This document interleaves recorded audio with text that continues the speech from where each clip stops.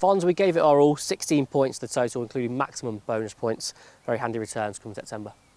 Yeah, no, obviously, we would have liked the win and get the extra 8 points, because that's what we turn up for 4 days. We don't just want to come out and play for kind of maximum bonus points. But if you gave me that after the first day, 303 for 5, to go into the last day with the only team being able to win the game, I certainly would have taken it. But it just shows the character and the attitude from our boys. I think exceptional from the lads. You're in the field for a long time, but the chirp, the encouragement, the belief never died. That was really positive signs that they were going right to the death. Yeah, no, definitely. There was a couple of chats, obviously, after each session, where you kind of feel bad as a coach to keep asking the boys to keep going and keep the spirits up in conditions that's not really conducive, but I can't fault the lads' attitude, their character that they've shown this season. The attack deserve a lot of credit for the way they toiled. I think North Eastern England probably deserves some credit for the way they played too. What about the ball and the situation presented to the bowlers this week and how challenging that was? I can't firmly believe that that is not conducive to county cricket. I had my thoughts where, when I shared it with the match referee as well, where I think if they want to go with a kookaburra, maybe a suggestion would be to use 2 and have a new ball each side, almost like we do in the 50 over comp, but then maybe change. You can then, instead of changing to a new ball after 80 overs, maybe change it after 100 overs. That might be a kind of option to look at.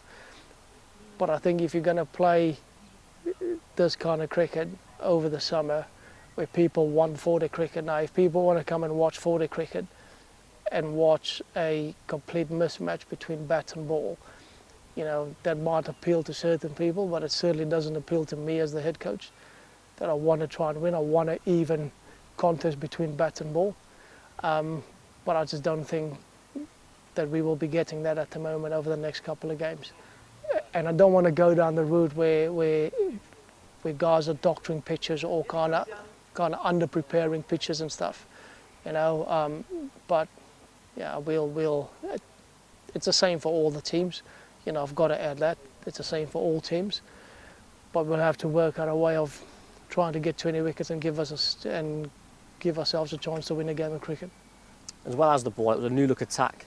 This game, obviously, no Ian Holland, no Josh Hull, Rehan unable to bowl. So the likes of Chris Wood, Liam Travaskis, Chris Wright, Sam Wood, Liam Travaskis all came in. How well did they do? Yeah, I've just said to Trev there, it was a kind of game where he's come of age for us.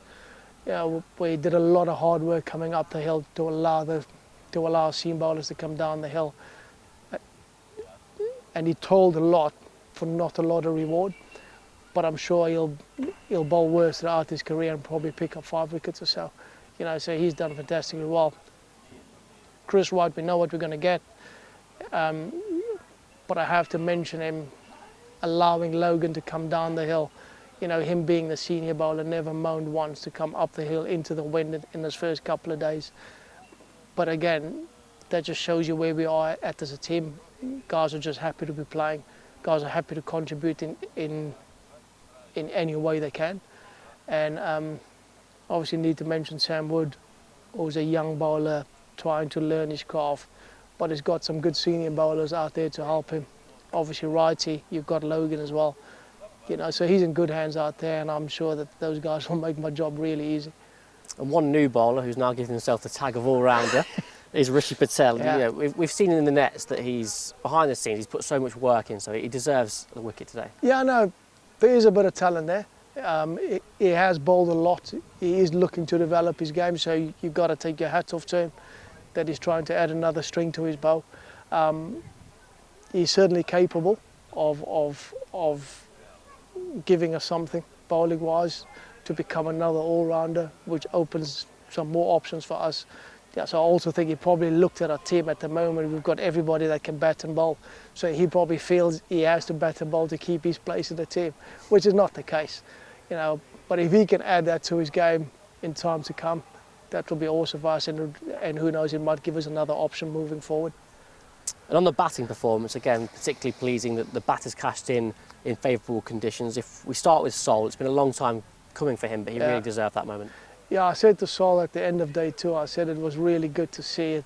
To me, it was a case of a boy becoming a man, you know, and the balance and the tempo between attacking and defence and how he played his natural game, but at no point did I feel that he was playing high-risk cricket. You know, he was committing to the shots that we want him to play, and that's all we ask of him. We don't want him to curb back too much. We allow him to be a free spirit, which is exactly what he is. You know, and we know that he's dangerous. If he bats a session, he can certainly win a game for us. We can certainly set it up for us. So, mate, the guys were really happy for him, and I hope it's the first of many for Leicester. And a lot of those values are true of Rehan as well, who's showing equal maturity in his new role, elevated up the order. 3rd century of the season for now. How impressive has he been? Yeah, he's been fantastic, mate. He's certainly come back. We asked him at the beginning of the season to come and show the lads in the change room exactly what an England player looks like. But he's done that and more, but it's also his attitude. You know, if you look at previous games, how we celebrated, if there's a wicket, he's the first one in to celebrate. And that's good to see, mate. You know, he's struggling with a niggle. I think it's touch and go for the next game, but you know, we've been thrown a lot of challenges throughout the season, and it's just another opportunity for somebody to come in and make a contribution. And one of those challenges, obviously, having to switch back from T20 to 4-day cricket in a very short turnaround. But to do that, now 8 games into the season, could have won every single one. What an effort by this group. No, and that's the key. That's what I've just said to the boys up there as well. You know, we've played 8 championship games and we could have won every one of those games.